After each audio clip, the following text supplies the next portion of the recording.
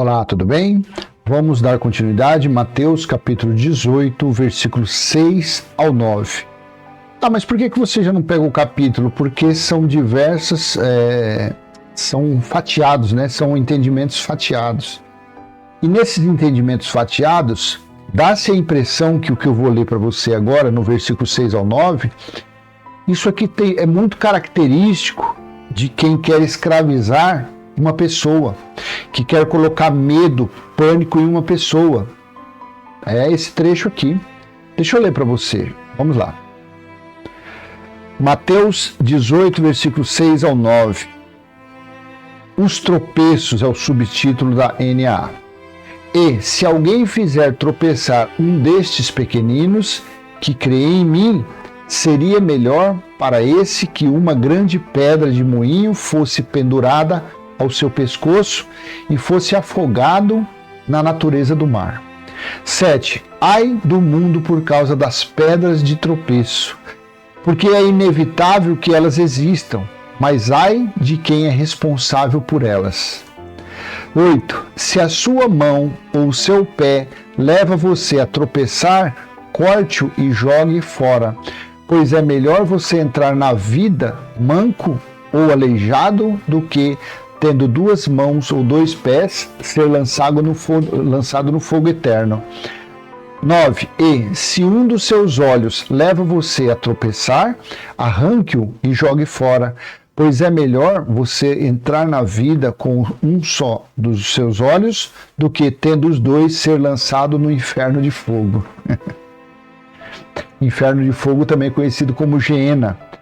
Geena era o aterro sanitário que tinha na parte externa de Jerusalém, onde eram queimados animais, mendigos, leprosos, era tudo isso aí.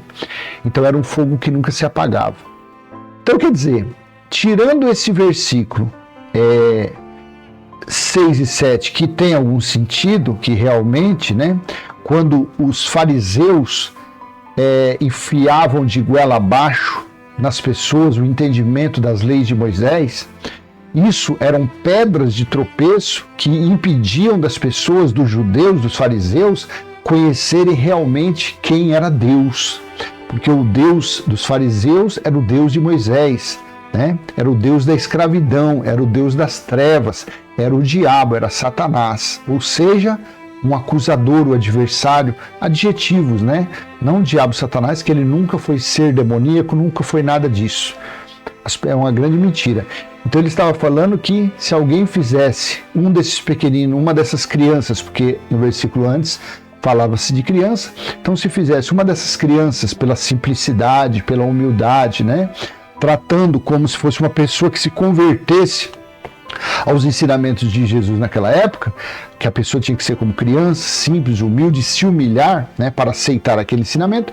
Então, se alguém fizesse um desses pequeninos tropeçar, seria melhor amarrar logo uma pedra no pescoço e se jogar no fundo do mar, porque uma pessoa dessa vai ter uma vida só de perturbação, de tribulação. Então, nesses dois versículos, tudo bem, mas quando você pega no versículo 8 e 9, você vê que é algo que, quando você lê isso, você fala assim, caramba, né, meu? Quer dizer, então, bicho, que Jesus não sabia, Jesus não conhecia, tipo assim, Eclesiastes, capítulo 12, versículo 7. Será que Jesus não sabia? Será que quando Jesus esteve aqui, ele não leu, né, que o sábio Salomão disse? Porque em Eclesiastes 12:7, e o pó volte à terra de onde veio, e o espírito volte a Deus que o deu. E o próprio Jesus, na cruz, ele falou, Pai, eu entrego o meu espírito. Ele não falou, Pai, eu entrego o meu corpo carnal cheio de todo arrebentado, todo batido, nada disso. Quer dizer, será que também Jesus não sabia que Hebreus 12, 9, que os filhos de Deus são os espíritos e não os da carne? Então, qual é a diferença da pessoa ter uma perna ou não ter, ser um deficiente visual ou não ser ser um mudo ou não ser, qual é essa diferença? Se essas deficiências, se essas debilidades vão tudo ao pó. Porque o que volta de onde veio é o espírito, não a alma. A alma é o que perturba, é o que faz o nosso corpo sofrer disciplinas, porque é na alma que estão as más intenções, é na nossa alma, no nosso cérebro, na nossa vida, no nosso fôlego de vida, que está todas as transgressões. O próprio Apolo disse assim, em Hebreus 12:9, além disso, tínhamos pais humanos que nos disciplinavam e nós os respeitávamos. Quanto mais devemos submeter-nos ao Pai dos Espíritos para assim vivermos. Então, quer dizer, esses dois versículos de Mateus 18, versículos 7, versículo 8 e 9, são versículos tendenciosos, que eles usam para escravizar, para colocar as pessoas. Isso se foi falado por Jesus, se foi falado, já vai fazer 2000 anos. E se foi falado isso, foi somente para os judeus. Porque Jesus veio somente para os judeus. Mateus 10, 5 e 6, Mateus 15, 24. Então, a religião usa isso daqui, os católicos usam como purgatório. As religiões usam esse fogo eterno, esse inferno de fogo, para dizer, tá vendo? Você é fumante, se você não largar isso, você vai ficar queimando pela eternidade. Você tem que vir para a nossa igreja, aceitar Jesus, ser dizimista, porque se você não for dizimista, quando Jesus voltar, você vai para o inferno de fogo que nunca se apaga. Então é para isso que é usado esses dois versículos.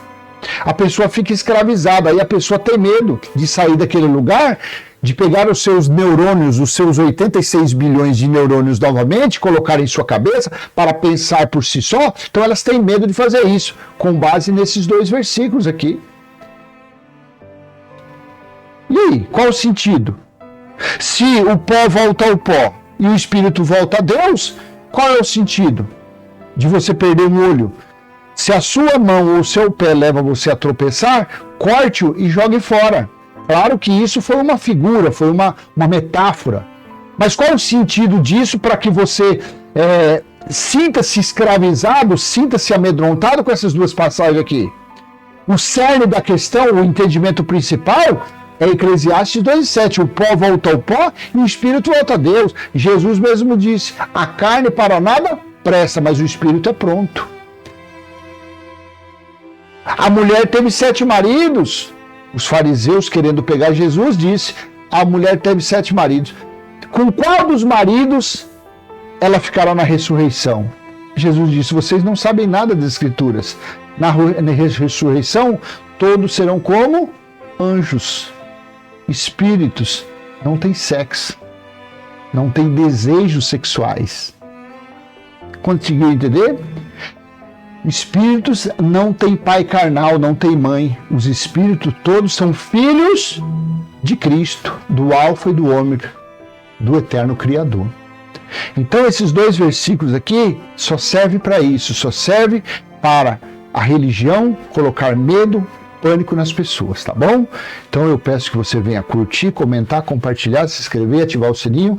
Até a próxima, se assim o Pai do nosso Espírito permitir. Tchau, tchau.